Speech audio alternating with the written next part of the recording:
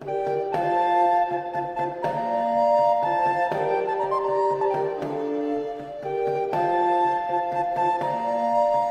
si c'est pas Marie 27 qui s'amène, tu t'en viens faire du lavage? Ben oui, je m'en viens. Ben, bonjour, ma belle Jeanne Bilodeau. Ben oui, je m'en viens laver, là, tous mes chemises de corps, tout souillées, là, par la boue, là, qu'il y a partout. Ah, partout par chez nous aussi.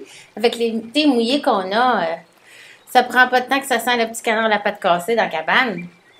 Puis, quand mes enfants, ils étaient petits, je me souviens, ça cherchait un nouveau trou d'eau, là, pour sauter dedans. T'essaieras de mettre du vinaigre sur tes taches, ça disparaît pas. Mais à part la boue partout, qu'est-ce qu'il y a de bon qui se passe? Ben écoute, j'ai ouï dire, là, qu'il y aurait rien que 4 baptêmes, là, dans l'église paroissiale Notre-Dame de la Conception, là, de Champlain l'année dernière. Ah, ben, t'es en retard des nouvelles. L'église paroissiale de ma seigneurie est pas mal plus occupée cette année. 9 baptêmes et 2 enterrements. Ah ben, les baptêmes ont doublé, comme ça, l'année passée. Ben, Les familles s'agrandissent dans votre bout. c'est une vraie bénédiction de voir la marmite suivre les pas de leur paternelle. Oui, des belles étrennes, de la Providence. Le recenseur, là, il s'est présenté dans notre coin de pays il n'y a pas longtemps. Avant la mort de mon Hubert, il avait sous le bras là, son inestimable registre. Ben mon Hubert, il n'a pas manqué de lui dire avec grande fierté qu'on avait déjà 3 enfants. Apparemment, là, qu'en 11 ans, la population française là, a triplé avec la venue près de 800 filles à marier, comme moi et toi. Ah, ça en fait des nouvelles bouches à nourrir, hein? Ah, du pain à pétrir, Des bouillons à préparer, des couches à laver, des étoffes à des rapiécer, jardins à entretenir, des récoltes à des cueillir, petits malades à soigner. puis des nuits à l'éveil. Oh, on gagne notre ciel à la soirée de front. Tu te souviens de Marie Yardin? Elle était arrivée à l'âge de 14 ans à Québec en 1668 sur le navire La Nouvelle-France, me semble. Bien certain, oui, je m'en souviens. Une autre qui a épousé un soldat du régiment de Carignan-Salière. C'est un bel homme, fin vingtaine. Pierrot Ancounière dit Lacroix. À cette heure, Marie Yardin, là, c'est pas elle, la sage-femme jurée de Boucherville? C'est bien ça? Oui, oui. C'est une sage-femme jurée. Elle doit prêter serment sur la Bible lors des procès. Elle a toute une prestance. Et l'aide précieuse qu'elle offre aux femmes en famille, ça n'a pas de valeur. Et on doit des poupons qui viennent naître, mais qui luttent déjà pour rester en vie. Elle soutient aussi les mères en deuil qui ont perdu leur bébé. Puis elle fait bien des relevailles aussi. Je crée bien qu'elle n'a pas eu d'enfant encore, mais elle en a aidé tellement de mères à en élever plusieurs. Elle est la marraine pour tellement d'enfants. Trop de femmes comme nous ont pris leur dernier souffle lors de leur dernier accouchement. Oui, trop de femmes sont mortes en couche. Une marmaille orpheline de mère, ça fait donc pitié. Comment tu veux qu'un père y arrive tout seul? Il faut prier pour ces sages-femmes, qu'elles puissent, avec l'aide de la bonne Sainte-Anne, en sauver le plus que possible. En berçant ma petite Jeanne, moi, le soir, là, je récite mon chapelet, puis je pense à toutes celles là, qui vont accoucher dans la nuit, pour qu'elles ne se retrouvent pas toutes seules à traverser les douleurs. Oh oui, je pense à mon voisin Pierre Junot. Pierre Junot, il est veuf depuis le mois de février. Anne Rousseau, sa femme, comme lui, est arrivée en 1667, mais elle avait rien que 45 ans quand elle a trépassé. Elle a laissé derrière 2 petits là, en bas de 10 ans. Toujours en deuil, et Pierre, il ne cherche pas à se remarier tout de suite. C'est sa plus vieille qui s'occupe de l'ordinaire à cette heure. Mais pour en revenir à nos moutons, on parlait de Pierrot, là, en Counière du Lacroix, puis de Marie Yardin. Il s'était acheté par ici, en 1669, une terre de 2 arpents de franc sur le fleuve, par 40 arpents de profondeur, tout comme mon mari et moi d'ailleurs. Mais ils l'ont revendu. Ils ont vendu leur terre pour aller s'établir à Boucherville.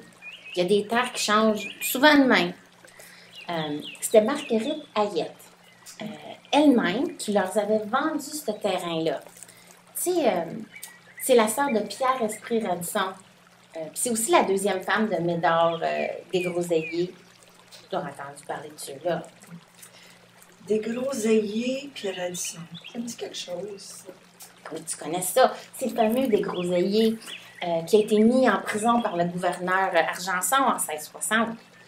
Après avoir été dans le pays d'en haut, là, sans permission. Il était allé aussi loin que le lac supérieur. Mais même s'ils ont réussi à sauver la colonie de la ruine avec le montant de pelleterie qu'ils ont ramené, le gouverneur a usé sa main de fer, puis il a tout confisqué, puis il a imposé une amende. Il a voulu faire des exemples pour les décourager, puis décourager les autres audacieux. Ébouillantés comme il faut, Desgroseilliers puis Radisson, ben, ils ont donné suite à leur voyage en faisant alliance avec qui? Les Anglais. Eh oui! Ah, c'est eux autres, ça. OK. Eh bien, je savais pas que ça venait de ton coin, ça. Oui, ben, tout le monde sait que le bourg des Trois-Rivières, c'est un centre où les voyageurs, les Hurons puis les Outaouais se rencontraient. Tout homme qui rêvait d'aventure venait y faire un tour pour voir comment s'embarquer pour les contrées sauvages. Mais là, Chouard Desgroseilliers, c'était même le capitaine du bourg des Trois-Rivières avant que j'arrive au pays. Il a souvent parlementé avec les sauvages pour trouver des nouvelles rivières, des nouveaux passages pour explorer le continent. Ben oui, le gouverneur se pensait fin en ébouillantant des bons voyageurs comme eux autres, comme Desgroseilliers puis Radisson. Il y a Rijon, quand ils sont formés après le Company, en 1670, avec l'appui de Londres. Ça a l'air qu'il aurait même aidé à l'Angleterre pour prendre le contrôle de la Nouvelle-Hollande. Des vrais renégats qui aident l'ennemi à prendre de plus en plus de place sur le continent. J'ai ouï dire qu'il y a encore eu des combats pour prendre les postes anglais dans la mer du Nord. Alors, il faut comprendre que c'est par là que nos hommes français vont obtenir les meilleures fourrures pour remplir les coffres, tu vois. Puis nous autres, ben, on va pouvoir se remplir le ventre, encore plus à notre fin, si jamais on pouvait être moins taxé. C'est indigne pour les autres dirigeants de savoir que leurs meilleurs explorateurs ont changé leur loyauté, comme eux changent de bord. Faut pas oublier que la raison que les marchands cherchent à s'enrichir, c'est qu'ils veulent payer leurs dépenses puis leurs créanciers. Ouais, parce que les chapeaux de feutre en Europe, là, c'est ce que tout le monde veut acheter. Puis du feutre, ben moi, je connais ça. Tu sais, mon Hubert, là, que Dieu le bénisse, était un des meilleurs maîtres fourreurs de ma vie. Il faisait des chapeaux faits de feutre de poêle, puis le feutre était de la meilleure qualité. C'était fait à partir de la peau de castor.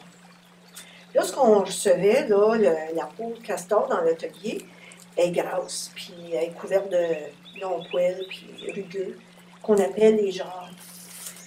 Ça mesure environ 2 pouces de longueur. Puis en dessous, ben, on trouve une fine laine de castor qu'on appelle du duvet. Ben, les jarres, on les enlève avec un couteau puis des pinces. Puis ensuite, on asperge la peau avec une solution chimique du nitrate de mercure pour soulever les petites écales là, sur chaque fibre du duvet. Puis la peau, ben, ensuite, elle va être séchée.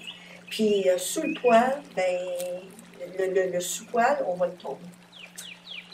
Ensuite, ben, la peau, elle va être pressée avec un fer chaud. Puis ce qui fait que les fibres s'en mêlent là, mieux pour former une étoffe résistante qui fait le feutre qu'on va utiliser pour faire les chapeaux de feutre. Écoutons, Anne-Marie, je pensais pas t'en savoir autant. Ben, j'ai toujours aimé ça, donner un coup de main à Hubert dans son atelier. Il m'a appris beaucoup de choses. Je continue lorsqu'on me demande là, de faire des collets, des poignets, des mitaines, puis des gants là, avec la fourrure de castor. Puis pour ça, le cuir, ben, il est tanné.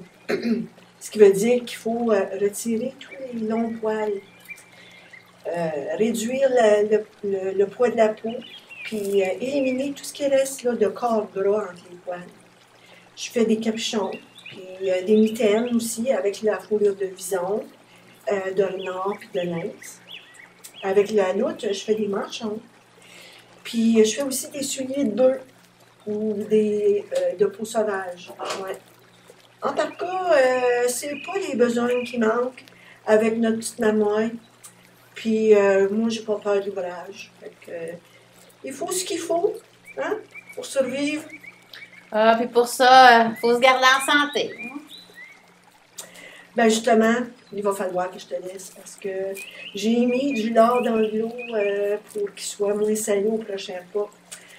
Il va falloir que je voie à mon affaire si on veut manger avant noirceur, hein? Tu comprends bien? Donc, Ouais, on mange bien, mais ça se fait pas tout seul, hein? fait que, à voyure!